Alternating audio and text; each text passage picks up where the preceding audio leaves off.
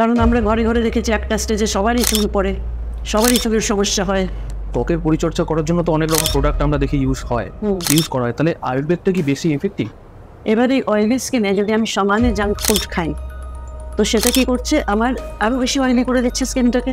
তো এই যে টুপিটা আমি পরছি, টুপিটা পরে থাকলে কি হচ্ছে, ঘামটা আমাদের দেশে সর্বত্র গরম, ঘামটা ট্র্যাপড হয়ে থাকছে, সে আবার শুকোচ্ছে না। এমনি সময় চুলের ঘাম হয় সবারই, কিন্তু শুকিয়েও যায় আবার। সেরকম ধরো তোমার স্কিনটা খুব সেন্সিটিভ, খুব উইক কন্ডিশন আছে, তুমি আসলে এসে দেখলে বলে আমাকে একটা পার্ম ফেশিয়াল করে দিন বা একটা গোল্ড ফেশিয়াল করে দিন, তোমার স্কিন কি ওটা সহ্য করতে পারবে? Question is there. সকালে ঘুম থেকে ওঠার পর রাত্রে ঘুমাতে যাওয়ার আগে পর্যন্ত আমরা বিভিন্ন কাজ নিয়ে ব্যস্ত থাকি। এই ব্যস্ততার মধ্যেও আমরা কিন্তু এটাও চিন্তা করি যে আমাদের দেখতে কিরকম লাগছে। আমরা প্রত্যেকে, ছেলে মেয়ে উভয়, এখন শুধু মেয়েরা নয়, ছেলেরাও কিন্তু নিজের সৌন্দর্য সম্পর্কে খুব সচেতন। কে না চায় আজকে সুন্দর থাকতে, সুন্দর দেখাতে? তাই নিজেকে কীভাবে সুন্দর রাখবেন তার কিছু টিপস কিন্তু আজকে এই ভিডিওতে রয়েছে। আজকে আমার সাথে ছিলেন আয়ুর্বেদিক বিউটি কনসালটেন্ট জেসা গুপ্তা। ওনার কাছ থেকে আমরা সৌন্দর্য নিয়ে বা এমনি আদার্স অনেক কিছু নিয়ে, আমাদের স্কিন কীভাবে ভালো থাকবে, আমাদের চুল কীভাবে ভালো থাকবে, আয়ুর্বেদিক প্রোডাক্ট সম্পর্কেও কিন্তু আমরা অনেক কিছু জানতে পেরেছি ওনার কাছ থেকে। তাই পুরো ভিডিওটি স্কিপ না করে প্রথম থেকে শেষ পর্যন্ত দেখুন। আশা করি এই ভিডিওটা দেখার পরে আপনারা নিজেদের প্রতি বা নিজেদের সৌন্দর্যের প্রতি অনেকটাই সচেতন হয়ে উঠবেন। তাহলে চলুন ভিডিওটা শুরু করা যাক। ম্যাম কেমন আছেন? একেবারে ভালো আছে, মনে হচ্ছে। তুমি কেমন আছো? ভালো আছি। আচ্ছা ম্যাম, আপনার এই জার্নি কবে থেকে শুরু হলো, কিভাবে শুরু হলো? জার্নিটা যদি তুমি বলো, একেবারে ঠিক করে বলছি। আমি যখন 11 বছর বয়সে ছিলাম তখন না আমার একটা খুব বড় প্রবলেম হয়েছিল পেটে, যেটা নিয়ে আমার বাবা নানান জায়গায় দেখিয়েছিল, কিন্তু আলটিমেটলি ওটা সার্জারি করতে হবে এরকম কথা হয়েছিল। তো ন্যাচারালি 11 বছরের মেয়ে, মা বাবা ভীষণ ভয় পাচ্ছে। এখন তো সার্জারি ইজ ভেরি কমন, তখন এত কমনও ছিল না, তো ভীষণ ভয় পাচ্ছিল। তখন ঠিক সেরকম সময় বলবো, মানে একেবারে যেমন দেড়ভূতের মতন আমার এক কবিরাজ দাদু ছিল। কবিরাজ দাদু একদিন বাড়িতে আসলো, সব শুনে খুব গম্ভীর গলায় বললো, আমাকে 15 দিন সময় দেবে, আমি একটু দেখি। তো তখন তো মা বাবা একেবারে রাজি যে অপারেশন করে যদি বাঁচা যায় তাহলে। তো উনি দিন 15 আমাকে কিছু পাতার রস টস এটা ওটা দিয়ে নানা রকমভাবে ট্রিটমেন্ট করেছিলেন। কিছু খেতে হতো, কিছু আবার লাগাতে হতো, মানে অ্যাবডোমিনাল এরিয়াতে এরকম। তো বিলিভ করো, আফটার 15 days আমি অনেকটা রিকভার করে গেলাম, যেটা না আমার মনে। এবং তারপর থেকে কিন্তু এই প্রবলেমটা আজ অবধি আমার হয়নি। অপারেশন তো দূরস্থান, মানে আমার মেডিসিনও খেতে হয়নি এই প্রবলেমটার জন্য। তাতে আমার মনে একটা প্রশ্ন এসেছিল যে এত ডক্টর দেখালাম আমি, এত ওষুধ খেলাম, তার মানে আয়ুর্বেদের মধ্যেও কিছু আছে যেটাকে হয়তো আমরা সবসময় সচরাচর বুঝে উঠতে পারিনি বা বুঝিনি, যা হোক যা। তো surgery is not the last word, কিছু একটা আছে বোধহয়। তো আমার তখন থেকে খুব একটা ইন্টারেস্ট জেগেছিল। তো আফটার রিকভারি আমি আমার কবিরাজ দাদার সাথে বেশ সময় কাটাতে আরম্ভ করলাম। আর ওনার বাড়িতে প্রচুর বই, প্রচুর জিনিস, ওনার সাথে পুরো স্কুল থেকে ফিরে ইভিনিংটা ওনার সাথে কাটাতাম। তো এইভাবে না টিকটিক টিকটিক করতে করতে অনেক কিছু শিখতে পারলাম ওনার কাছে। তাই পরবর্তীকালে ওনার বেশ লাইব্রেরিতে অনেক বই, সেখান থেকে একটা একটা করে যখন আমাদের সময় হায়ার সেকেন্ডারি হতো, মানে ক্লাস 12-এর পরীক্ষা দিতাম আমরা, তারপর একটা লম্বা 3 মাস টাইম তো বই নিয়ে পড়তে আরম্ভ করলাম। খুব ইন্টারেস্টিং মনে হলো। তো এখান অবধি একটা ছিল ঘটনা।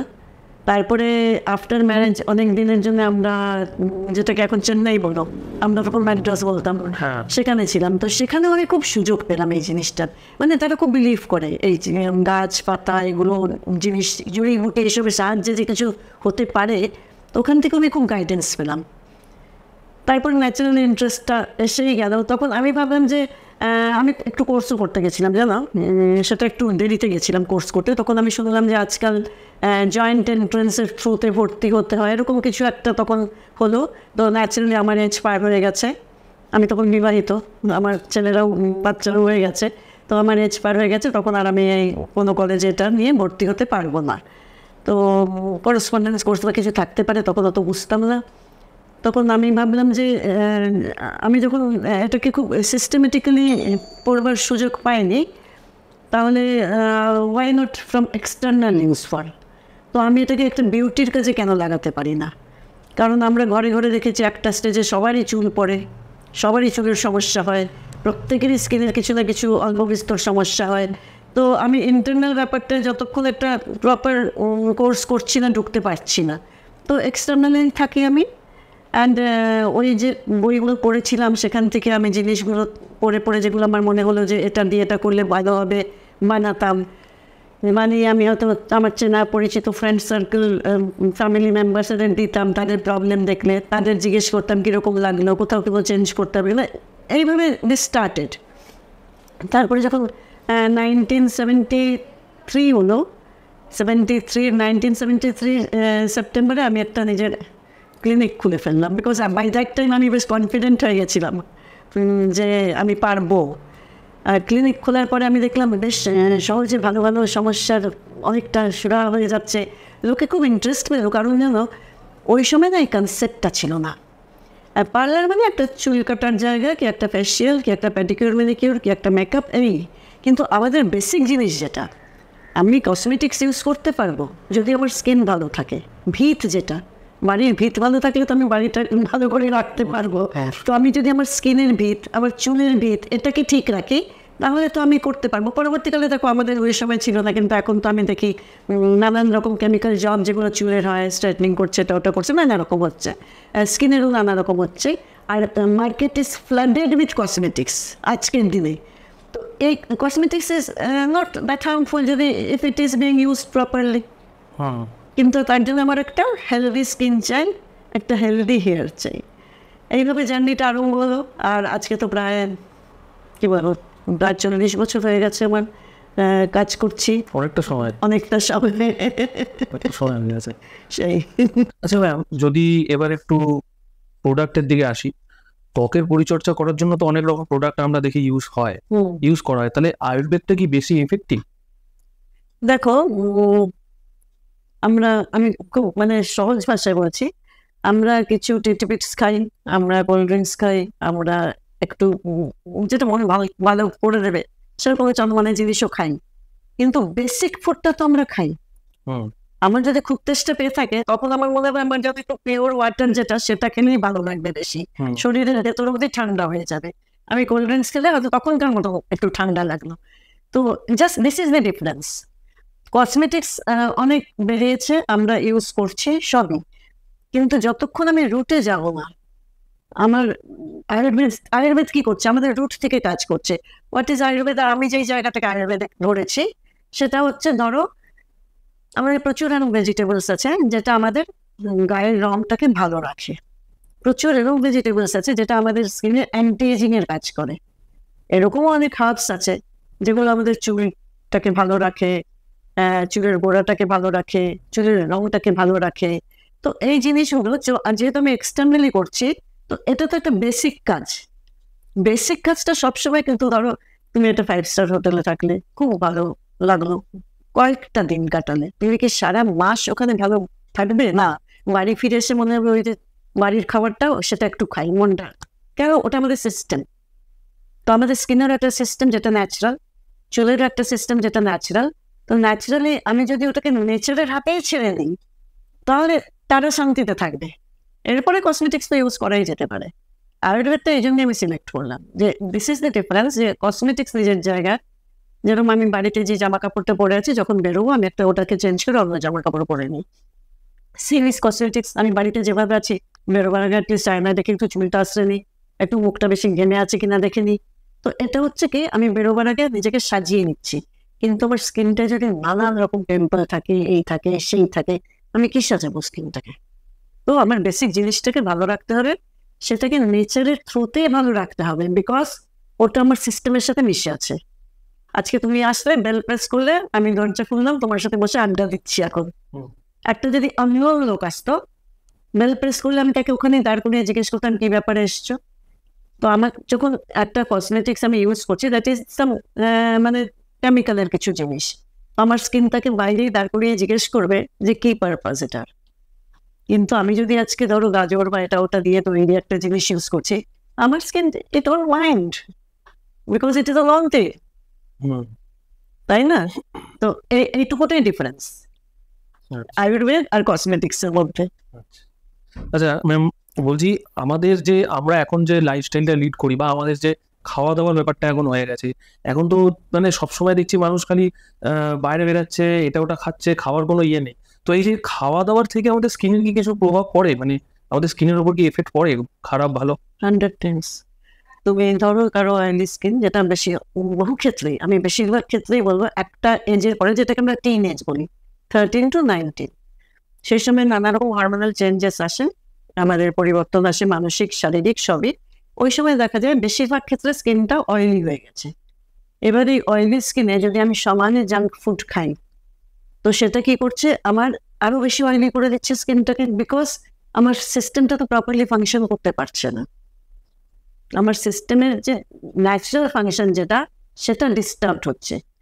আমি যদি সারাদিন গোল খাবার খাই, আমি যদি ফ্রুট জুস খেলাম না, ফ্রুট খেলাম না, আমি সারাদিন জাঙ্ক ফুড খেলাম, এটা তো স্কিনকে কিছুটা হলেও এফেক্ট করবে, কিছুটা হলেও এফেক্ট করবে, because my system is not comfortable. Acidity হবে বা ইনডাইজেশন হবে, সেটা তো কোথাও না কোথাও গিয়ে। দেখো, স্কিন বলতে আমরা মেইনলি কিন্তু সবসময় বেশি ফোকাস করি মুখের স্কিন, আর মুখের স্কিনটা হচ্ছে সবচেয়ে সেন্সিটিভ পার্ট আমাদের স্কিনের। বিকজ আজকে যদি তোমার মুডটা খুব ভালো থাকে, তুমি আমার বাড়িতে আসলে আমাকে বললেও না যে তোমার মুড ভালো, কিন্তু আমি তোমার মুখটা দেখে বুঝে গেলাম তোমার মুড ভালো। আর তুমি যদি ডিপ্রেশনে থাকো, তুমিও তো অনেক অ্যাক্ট করছো যে খুব ভালো আছো, হ্যাপি আছো, কিন্তু কোথাও না কোথাও আমি ধরে ফেলবো যে তুমি ডিপ্রেসড আছো। সেটা তো তোমার হাত পা দেখে আমি ধরবো না, আমি তোমার ফেসটা দেখেই ধরবো। তো ফেস হচ্ছে আমাদের সবচেয়ে বেশি যে বলে দেয় আমাদের ভেতরটাকে। তো আমরা যদি সারাদিন প্রপার ফুড না খেয়ে বাইরের খাবার খাই, তাহলে ফেস সেটা বলবে, ফেসে নানা রকম রিয়াকশন দেখাবে, আবার চুলেও দেখাবে, শুধু ফেসে না চুলেও দেখাবে। আচ্ছা আচ্ছা, এমনি ধুলোবালিতে তো চুল বেশি খারাপ হয়। ভীষণ খারাপ, ভীষণ খারাপ হয়, বিকজ এটাও না একটা, মানে সব জিনিসগুলোতে আমি আমার মতন করে ইন্টারপ্রেট করেছি। আমি বলছি না যে দিস ইজ আ স্টেটমেন্ট, এটা কোনো বইয়ে লেখা আছে, বলছি না। আমি কাজ করতে গিয়ে যে অভিজ্ঞতা পেয়েছি, সেটার বেসিসে আমি বলবো। আমরা কেউ বাড়ির থেকে, যখন বাইরের থেকে আসছি বাড়িতে, আমরা কিছু রাস্তা থেকে হাতে করে ধুলো এনে ঘরে ফেলছি না, কিন্তু এভরিডে যখন আমরা ঘর ঝাড় দিচ্ছি বা পরিষ্কার করছি, আমরা কিন্তু দেখছি কিছু ধুলো বেরোচ্ছে। তার মানে কি, আমরা যদি একটা টেবিলকে 4 দিন না মুছি, ধরো দরজা জানলা বন্ধ, আমি 7 দিন বাইরে গেছি, বাড়িতে নেই, ফিরে এসে আমি দেখবো টেবিলের উপরে ধুলোর লেয়ার আছে, তার মানে দ্যাট ইজ এন এনভায়রনমেন্ট একেবারে।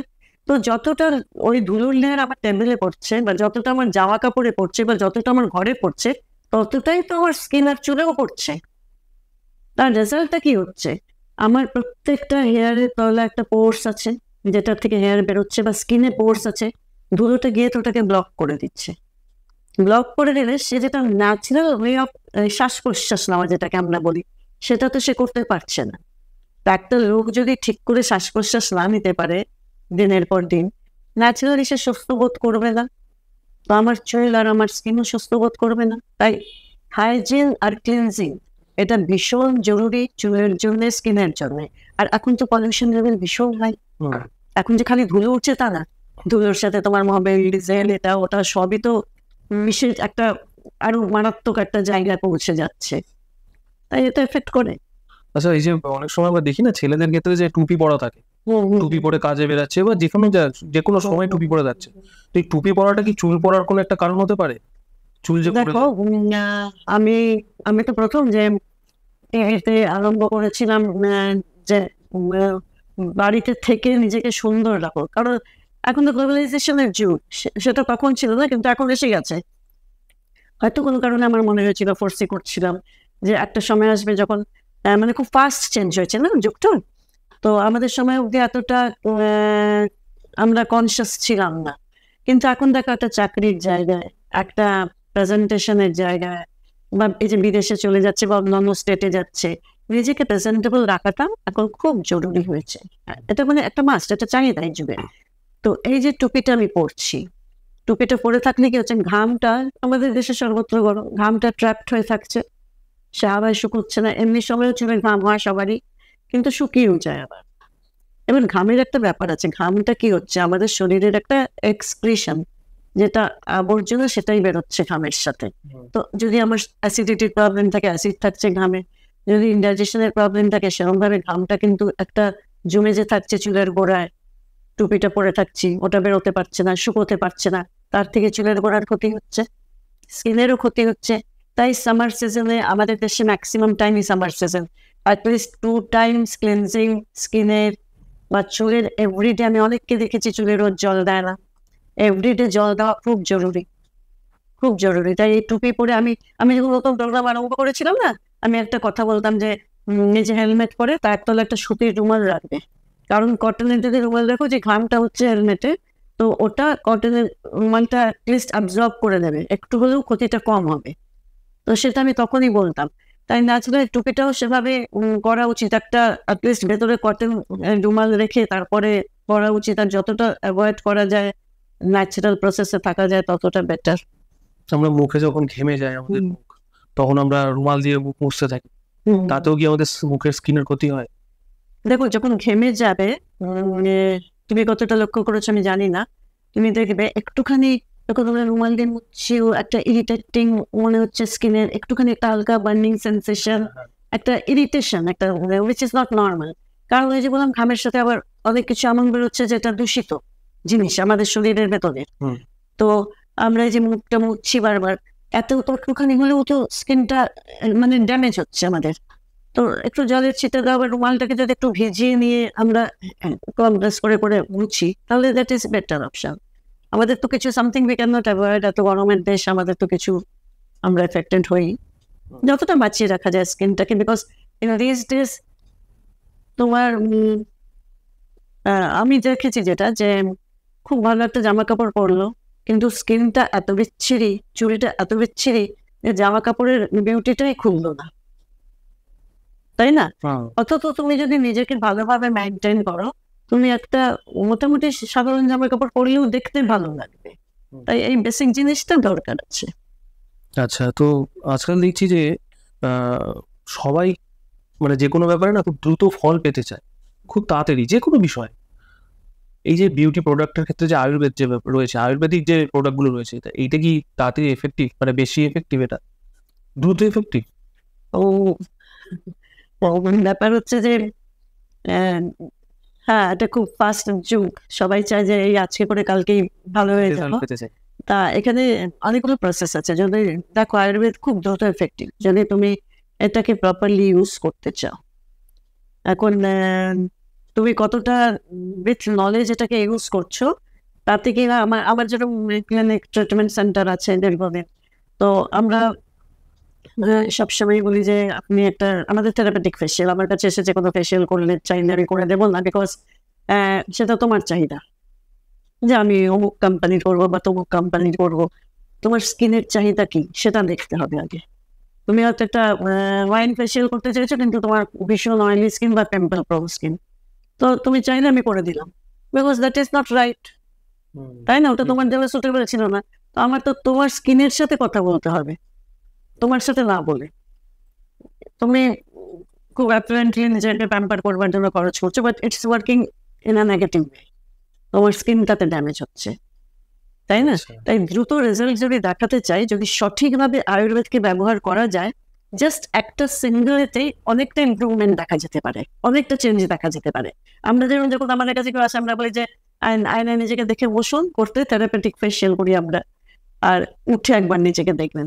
তা এখন অব্দি অ্যাটলিস্ট এই 40 ইয়ার্স ধরে যে আমি কাজ করছি, আমার কোনো ডিসস্যাটিসফাইড ক্লায়েন্ট নেই, এভরিওয়ান ইজ স্যাটিসফাইড। মানে এরকমও আছে আমার কাছে প্রচুর, মানে যারা গত 30 বছর ধরে আমার কাছে আসছে বা 20 বছর ধরে আমার কাছে আসছে, তারা আসছে কারণ তাদের ভালো লাগে।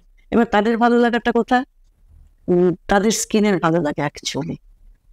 আমাদের কিছু রিজার্ভেশন থাকে না, যেরকম দেখবে প্রত্যেক মানুষের কিছু রিজার্ভেশন থাকে, কোথাও খেতে যেতে হলে অমুক রেস্টুরেন্টে যাবো হয়তো বলি আমরা, বা অমুক হলে সিনেমা দেখতে যাবো, কারণ ওখানকার এনভায়রনমেন্টটা বা ওখানকার ফুডটা আমার টেস্ট অনুযায়ী ভালো লাগে। তো সেরকমই এই যে আমার এত পুরোনো ক্লায়েন্টরা আছে যারা দীর্ঘদিন ধরে আসছে, তাদের স্কিনেরই আমরা যে জিনিসগুলো দিই ওটা ভালো লাগে, তার জন্যই তারা অন্য কোথাও তাদের নামতে দেয় না, আমাদের কাছে দিয়ে আসে। দ্রুত রেজাল্ট পাওয়া যায় যদি সঠিকভাবে ব্যবহার করা। আচ্ছা, মানে ইভেন চুলের ক্ষেত্রেও খুব ভালো রেজাল্ট পাওয়া যায়। মানে আগে নিজেকে দেখতে হবে যে আমার স্কিনে কোনটা কি চাহিদা। আচ্ছা, আজকে তুমি একটা খুব দুর্বল লোককে যদি তুমি একটা ডাবল ডিমের কোনো খাইয়ে দিলে, ওচ খাইয়ে দিলে বা যা খাইয়ে দিলে, একটা প্রিপারেশন খাইয়ে দিলে, বা তাকে 250 চিকেন খাইয়ে দিলে, সে কি ডাইজেস্ট করতে পারবে? পারবে না। তাকে হয়তো 150 গ্রাম চিকেনের একটা স্যুপ খাওয়াতে হবে, তুমি কষা খাওয়াতে পারবে না, তার সিস্টেম নেবে না। সেরকম ধরো তোমার স্কিনটা খুব সেন্সিটিভ, খুব উইক কন্ডিশন আছে, তুমি আসলে এসে দেখলে দেখে বলে আমাকে একটা পার্ল ফেশিয়াল করে দিন বা একটা গোল্ড ফেশিয়াল করে দিন, তোমার স্কিন কি ওটা সহ্য করতে পারবে? Question is there. তাহলে আমি কি করবো? তোমার স্কিনকে যদি একটা ন্যাচারাল জিনিস দিই, তার কিন্তু ভালো লাগবে। আজকে যেই লোকটার সিস্টেম, ডাইজেস্টিভ সিস্টেম উইক, তাকে যদি আমি একটু শক্ত ভাত দিই, একটা পাতলা মাছের ঝোল দিই, তার কিন্তু শরীরটা ভালো থাকবে, তার খেতে ইচ্ছে করতেই পারে খুব রগের জিনিস, কষা, ঝাল ঝাল, কিন্তু তার সিস্টেমটা কমফর্টেবল থাকবে। সিমিলারলি তোমার ইচ্ছে করতেই পারে যে আমি একটা অমুক ফেশিয়াল করবো, কিন্তু তোমার স্কিনের জন্য ওটা কতটা কমফর্টেবল দেখতে হবে। If it is comfortable to your skin, তাহলে কিন্তু স্কিন সেটা বলে দেবে। তাই একটা ফেশিয়াল করলে আমাদের অনেক সময় আমরা দেখেছি, আমার কাছে তো আমি সবসময় দেখেছি এটা, যে একটা ফেশিয়াল করার পরে কিন্তু স্কিনটা অনেক চেঞ্জ হয়ে যায়। মানে স্কিন কি করে নিজের হ্যাপিনেসটা প্রকাশ করে। এই যে বললাম যে তুমি যদি খুব মুড ভালো থাকে, তোমার মুড বলে দেবে যে আজকে আমার মুড ভালো, তোমার বলতে হবে না, তাই না? তো তোমার স্কিন ফেশিয়াল করে উঠেই বলবে যে আমি খুব ভালো জিনিস পেয়েছি, পিওর জিনিস পেয়েছি। বিকজ আজকে যদি একটা ফেশিয়াল আমি কিছু গাজর দিলাম, কি আমি শসা দিলাম, কি আমি কিছু ফ্রুটস দিলাম, অ্যাপেল দিলাম, তখন কি হবে? এই যে জিনিসগুলো আমরা খাচ্ছি কেন? যাতে আমাদের শরীর সুস্থ হয়। আমার স্কিনকেও তো আমি এক্সটার্নালি ওই জিনিসগুলো দিলাম, তাতে স্কিন কি করছে? সে খুব সুস্থ ফিল করছে। এই সুস্থ ফিল করাটাই কিন্তু ইট উইল রিফ্লেক্ট লোকের মধ্যে চলে আসবে যে আমি ভালো আছি। এই ভালো আছি কথাটাই সবচেয়ে বড়। একদম একদম। আচ্ছা ম্যাম, ছেলেরা যে বিভিন্ন রকম জেল ইউজ করে, আমিও ছোটবেলায় অনেক সময় করতাম যে চুলটা সেট রাখার জন্য। এই জেলটার জন্য কি চুলটা খারাপ হয়? মানে জেল কি চুলের ওপর খারাপ প্রভাব ফেলে? বা অনেক সময় স্প্রে করে অনেকে।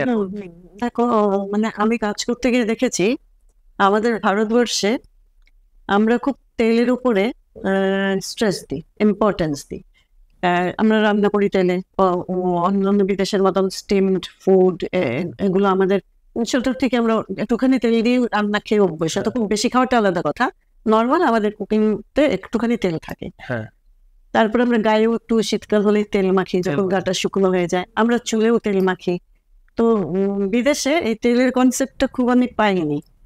ওরা খুব তেল মাখা, তেল খাওয়া, চুলে তেল মাখা, গায়ে তেল মাখা, এই কনসেপ্টটা আমি খুব পাইনি।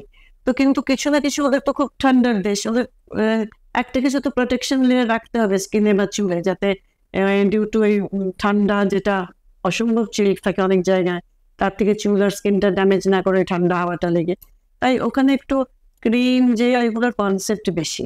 তো এখানে আমরা ওটাকে ইউজ করছি, কারণ এখন তো পৃথিবীতে সব নিয়মই মিলেমিশে এক হয়ে গেছে, করছি। কিন্তু আমি এটাকে খুব যে বেনিফিটের জায়গায় পেয়েছি সেটা আমি পাইনি। কারো যদি হয়ে থাকে বেনিফিট আমি জানি না। আর এটা তো একটা পুরোপুরি একটা কেমিক্যাল বেসড প্রোডাক্ট।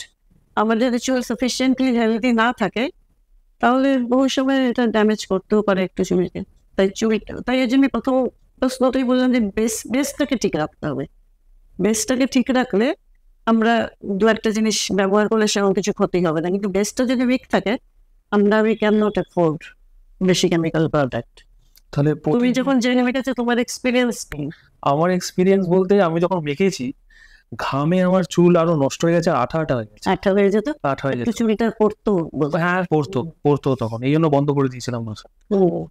চুলের মধ্যে রোজ অনেকে আছে তেল দেয় প্রতিদিন, অনেক এরকম মানুষ আছেন যারা চুলে প্রতিদিন তেল দেয়। চুলে তেল দেওয়া কি ভালো? প্রতিদিন ভালো না। দেখো, প্রতিদিন তেল দেওয়া যদি এমনি তারা মনে হয় যে একটুখানি সেট হয়ে থাকলো চুলটা বা কিছু করলো, আদারওয়াইজ যে প্রত্যেকদিনই দিতে হবে তা না। কিন্তু আমি আমার থিওরিতে যেটা জানি যে আমি আয়ুর্বেদ নিয়ে কথা বলবো।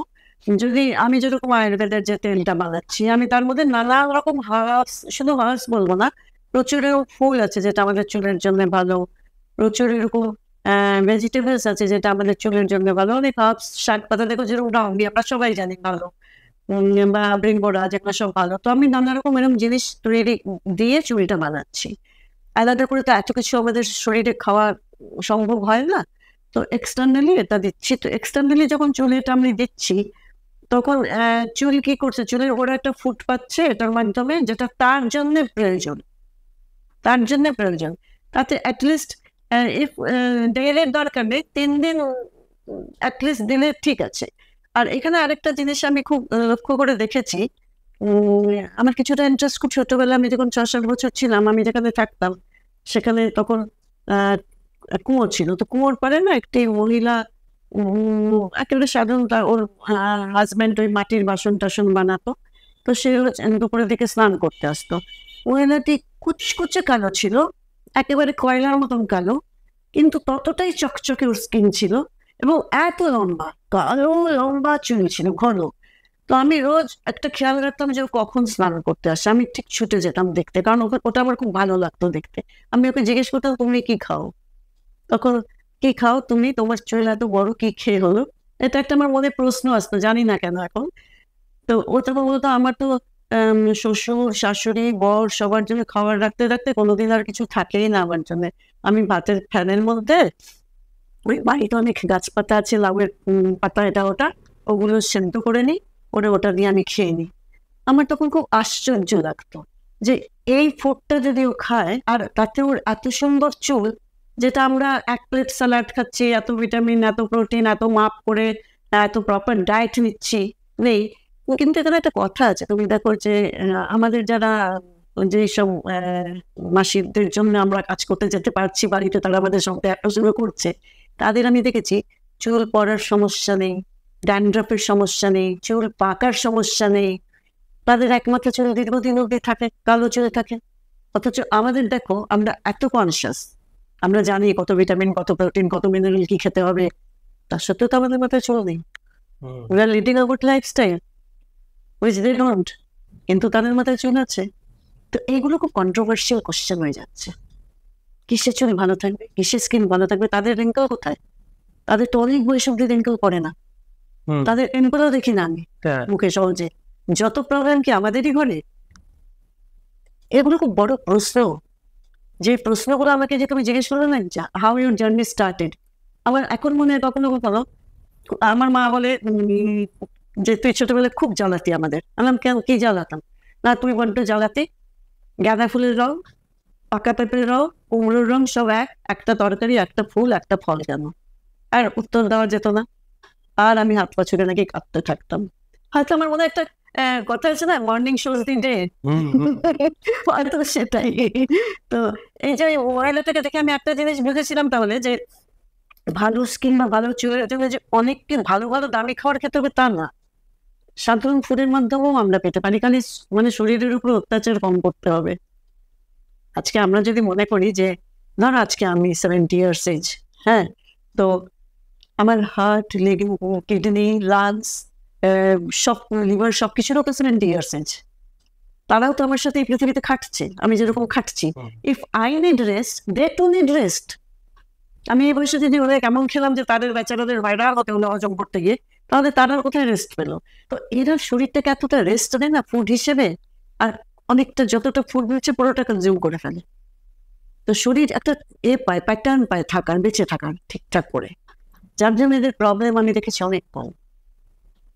আমাদের মতন এত ওরিয়েন্টেশন নেই লাইফে, একদিক দিয়ে হয়তো সেটা ভালো আমার মনে হয়, একটু শান্তিতে তারা থাকে। আচ্ছা, অনেকে তো বলে যে খুব জল খেতে স্কিন ভালো রাখার জন্য। আমি এখানে যেটা আমি রিয়েলাইজ করেছি আমার অভিজ্ঞতায়, প্রত্যেকটা মানুষের একটা রিকোয়ারমেন্ট আছে। তোমার শরীর যতটা জল চাইবে তুমি ততটা জল তাকে দাও। আমি এখানে কোনো এরকম আমি ডক্টর না, আমি বলতে পারবো না, কিন্তু আমি আমার অভিজ্ঞতায় যা দেখেছি, এক্সপিরিয়েন্সটাও তো একটা ভ্যালুয়েবল জিনিস। যদি 10 লিটার জল খেয়ে your system is happy, it's happy. 5 litre খেয়ে হ্যাপি, ইটস হ্যাপি। এখানে ফোর্সিবলি আবার 5 লিটার খেতেই হবে। আমাদের যেরকম সারাদিন বাইরে কাজ করতে যেতে হয়, আমরা 5 লিটার জল খেলে আমাদের পক্ষে ওটা অসুবিধা হতে পারে অনেক সময়। তো আমার সিস্টেম যখন যেরকম ডিমান্ড করছে আমি সেরকম থাকবো। If my system is not feeling disturbed, if it is comfortable, then this is my quota. এটা খুব ইন্ডিভিজুয়ালের সাথে ভ্যারি করতে পারে, এটা আমি আমার এক্সপিরিয়েন্সে দেখেছি। এবার রিটেন স্টেটমেন্ট কিছু থাকতে পারে, দ্যাট ইজ ডিফারেন্ট। আচ্ছা, ফেসিয়াল অনেক সময় অনেকে করছে, ফেসিয়াল করতেও বলে অনেক সময়, কোথাও গেলে, কোনো বিউটি পার্লারে গেলে বা যে কোনো জায়গায়। ফেসিয়ালটা কি আমাদের স্কিনে, মানে আমাদের মুখে জরুরি, মানে কার্যকরীও কি এটা? হ্যাঁ, যদি প্রপারলি করা হয় কার্যকরী। আর একটা বয়সের পরে আফটার 30 মহিলারা যেন তখন আর নতুন করে কিছু বৃদ্ধি পাওয়ার নেই, অ্যাডিশন হওয়ার নেই। তখন আস্তে আস্তে যেরকম আমরা রূপ যাচ্ছি, গিয়ে একটা স্টেডি পজিশনে থাকছি, আবার ডাউনওয়ার্ড। এটা পৃথিবীর নিয়ম, সৃষ্টি। তো আমরা বাড়ছি, যখন বাড়তে বাড়তে 25, আজকাল একটু ডিলেট হয়ে গেছে যুগ পরিবর্তনের সাথে সাথে, 30 অব্দি আমাদের বিউটিটা অনেক সময় বাড়তে থাকে। তারপর একটা স্টেডি পজিশন থাকে আপ টু 40, 35, ওটা একটা স্টেডিলি থাকে। বাট আফটার দ্যাট ওটা কিন্তু ডিক্লাইন পজিশনে যেতে থাকে। That is the right time যখন আমার ধরতে হবে যে এই জিনিসটা পড়ে যাওয়ার দিকে যাচ্ছে, আমার ধরতে হবে। আমি যদি 30 অব্দি ফেসিয়াল নাও করি, আমার সিস্টেম আমাকে সাপোর্ট দেবে। কিন্তু আমি 35-এর পর থেকে আই শুড স্টার্ট, বিকজ এখানে একটা কারণ আছে। আস্তে আস্তে কি হচ্ছে, এই যে বললাম যে আমার সাথে সাথে তো আমার সিস্টেমটাও অনেক পুরনো হয়ে যাচ্ছে। তো আস্তে আস্তে কি হচ্ছে, আমার সিস্টেমও টায়ার্ড হয়ে পড়ছে। তখন সে একটু রেস্টে থাকতে চাইছে, এবার রেস্টে যখন থাকতে চাইছে, ব্লাড সার্কুলেশনটা স্লো হয়ে যাচ্ছে। তো এই যে একটা 40 মিনিট কি 1 ঘন্টা স্কিনকে নানান রকম ভাবে প্যাম্পার করা হচ্ছে, কখনো কোনো স্কিন ফুড দেওয়া হচ্ছে, কখনো কোনো তোমার ম্যাসাজ দেওয়া হচ্ছে। এখানে আমি যেহেতু আয়ুর্বেদের লোক, আমরা তো কোনো মেশিন ব্যবহার করি না, আমরা সবই ম্যানুয়ালি করি, কারণ আমরা বিলিভ করি যে টাচের একটা এফেক্ট আছে। আজকে যদি একটা মেশিন, তার এইটুকু বুঝবার ক্ষমতা নেই যে কতটা প্রেশার নিতে পারবে, কিন্তু একটা টাচ যখন হয় তখন বলা যেতে পারে যে, বা ফিল করা যেতে পারে যে এই স্কিনটা এতটা টাচে কমফর্টেবল। স্কিনও রিপোর্ট করতে পারছে, যার হচ্ছে সেও বলতে পারছে হ্যাঁ ভালো লাগছে, বা আরেকটু করো। এই জায়গাটা কমিউনিকেশনের একটা জায়গা ওপেন থাকে। তো এখানে এই যে আমরা একটা ম্যাসাজ করছি, তাতে ব্লাড সার্কুলেশনটা হাই হচ্ছে, বেটার হচ্ছে। এই যে আমরা একটা ডিপ ক্লিনজিং করছি, আমাদের পোর্স যেটা আমরা এখানে দেখছি, কিন্তু পোর্সের তো অনেকগুলো লেয়ার আছে। এই যে ভেতর থেকে ঘাম বেরোচ্ছে, বাইরের থেকে নোংরা আসছে পলিউশনে, সেগুলো সব তো পোর্স দিয়ে ভেতরে যাচ্ছে, আর ভেতর থেকেও আসছে, তো পোর্সটাও ব্লক হয়ে থাকছে। তো এই ম্যাসাজের সময় যে আমরা ক্রিম ব্যবহার করছি, অয়েল ব্যবহার করছি, পোর্সটা ক্লিন হচ্ছে, এতে কি হচ্ছে, সে শ্বাস প্রশ্বাস নিতে পারছে। এরপরে আমরা যদি ট্যানিং থাকে বা কিছু থাকে, সেটার জন্য কিছু করছি। তো ন্যাচারালি একটা ফ্রেশ করে নেওয়া নিজেকে। আমরা যেরকম সারাদিনের ক্লান্তির পরে একটু এসে স্নান টান করে ফ্রেশ ফিল করি, করি তো সেরকমই আমাদের স্কিনেরও তো একটা টায়ার্ডনেস আছে। একটা অদ্ভুত জিনিস, মানে আমি খুব বিলিভ করি, এটা আমি জানি না, যে প্রত্যেকটা জিনিসই অ্যাকচুয়ালি আসলে কথা বলে, জানো।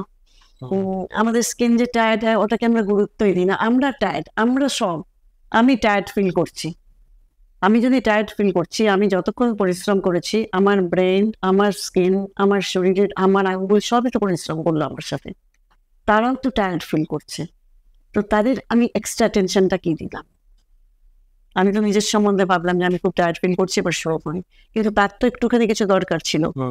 তো এই হিসেবে ফেসিয়ালটা যদি ঠিকভাবে করা যায়, দরকার আছে। অ্যাটলিস্ট মহিলাদের ক্ষেত্রে আফটার 35 তো দরকার আছে, আর পুরুষদের ক্ষেত্রে আফটার 40, কারণ আজকাল যা স্ট্রেস লেভেল বেশি, কম্পিটিশন এত হাই, জীবনের চাহিদা অনেক বেড়ে গেছে, তাই এই চাহিদাতে তো আমরা স্যান্ডউইচ হচ্ছে অ্যাকচুয়ালি।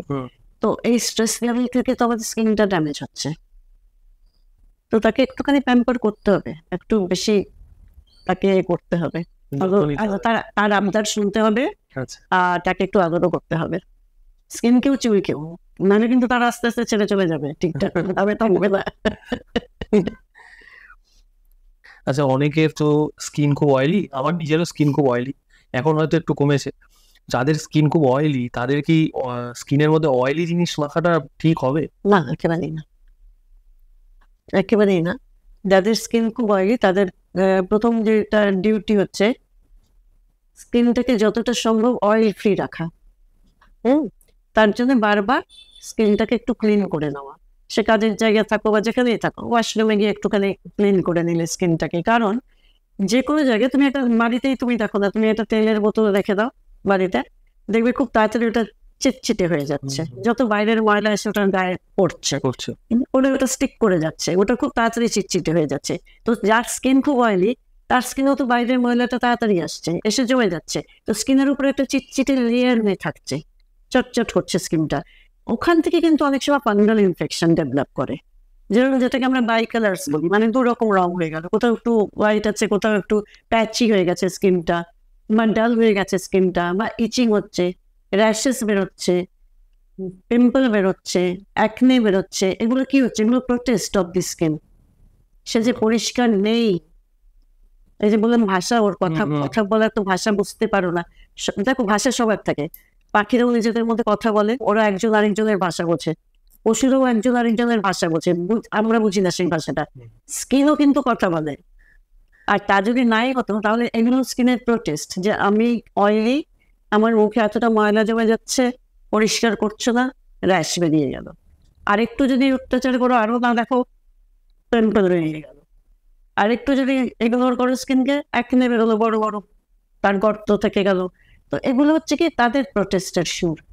আমাদের তাই প্রথম বেসিক কাজ হচ্ছে, যাদের স্কিন খুব অয়েলি থাকে, ইউজুয়ালি টোনার বা এই ধরনের জিনিস অ্যাভেলেবেল থাকে ইজিলি, স্কিন অনুযায়ী নিয়ে আমি তো সবাইকে বলি যে একটা ব্যাগে ছোট্ট একটা বটলে ক্যারি করবে, আর কিছু ওই কটনের ছোট ছোট বলস মানে একটা প্যাকেটে ক্যারি করবে, 2-4 বার গিয়ে মুখটা পরিষ্কার করে নেবে।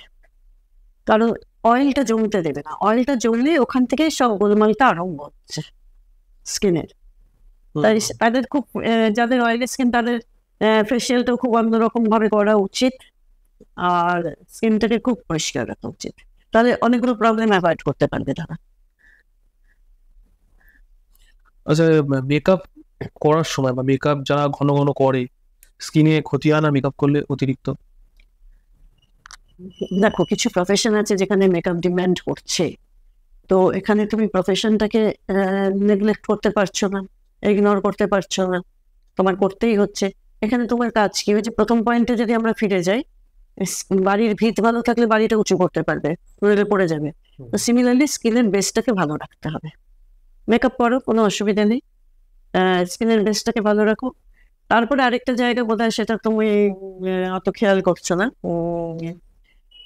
মহিলাদের ক্ষেত্রে নানা রকম হরমোনাল চেঞ্জের সময় থাকে জীবনে, তখন স্কিনটা একটু হলেও ড্যামেজ হয়। নানান রকম সার্জারি বা ডিউরিং প্রেগনেন্সি, ডেলিভারি, সেগুলোর সময় কি হচ্ছে, যে হরমোনাল চেঞ্জেসটা হচ্ছে, তার থেকে স্কিনের ড্যামেজ হয় কিছুটা। সেই জায়গাগুলোকে ইমিডিয়েট হ্যান্ডেল করতে হয়, ফেলে রাখলে কোনো প্রবলেমের সমস্যার সমাধান হবে না, ওটাকে ইমিডিয়েট হ্যান্ডেল করতে হয়। কারণ আমরা এক এক সময় এমন কেন কেস পাই, পুরো মুখটাই কালো হয়ে গেছে, পুরো গলাটাই কালো হয়ে গেছে, এতটাই প্রবলেম বেড়ে যায় তখন যে ওটাকে সারাতে আমাদের রকম যুদ্ধ করতে হয়, তাদের রকম যুদ্ধ করতে হয়, তারপরে 100% রেজাল্ট পাওয়া যায়।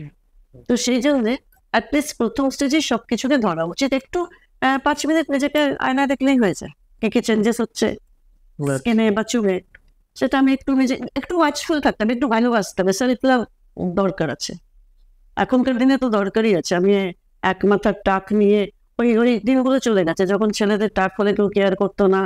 একটা আমাদের দিদিমাদের সময় কথা ছিল কি হিরের আংটি নাকি এইসব, ছেলেরা এখন আর হিরে টিরে বলা কিছু নেই, বুঝেছো? তাই এখন ছেলেদেরও একটু নিজের লুকের প্রতি সতর্ক থাকতে হবে, মেয়েদেরও থাকতে হবে। এখন এটা কোনো একজনের ডোমেনে নেই যে আমি ছেলে বলে আমি আই ডোন্ট কেয়ার, আর মেয়ে বলে আমার ভীষণ সুন্দর হয়ে থাকতে হবে নিজেকে, না, এখন সবারই ঠিক থাকতে হবে নিজের জন্য, অর্থাৎ নিজের জন্য, শুধু নিজের জন্য না। দেখো এটা খুব কমন সাইকোলজি, শুনতে ভালো লাগুক খারাপ লাগুক। ধরো অফিসে একটা কনফারেন্স হচ্ছে বা কিছু হচ্ছে, কিছু বাইরের ডেলিগেটরাও এসছে, কিছুটা হলেও কিন্তু অ্যাপিয়ারেন্সটা ওখানে ম্যাটার করবে, কিছুটা হলেও করবে। শুনতে হয়তো আমার কথাটা ভালো লাগবে না, অনেকে এটা নিয়ে অনেক রকম মন্তব্য করতে পারে, কিন্তু আমারও তো অভিজ্ঞতা অনেক হয়ে গেছে লাইফে, কিছুটা হলেও এটা ম্যাটার করে। তোমার কেউ ওই কনফারেন্সে বা মিটিংয়ে তোমাকে ফার্স্ট রয়ে বসিয়ে কোম্পানি গর্বিত ফিল করতে পারে।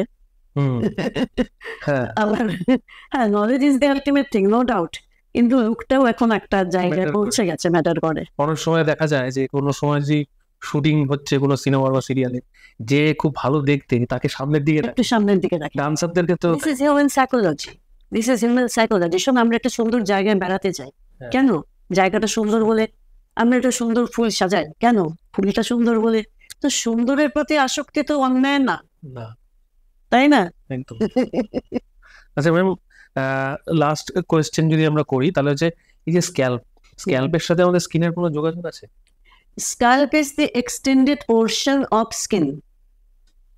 Scalp is the extended portion of skin. পুরো জিনিসটাই কিন্তু স্কিন।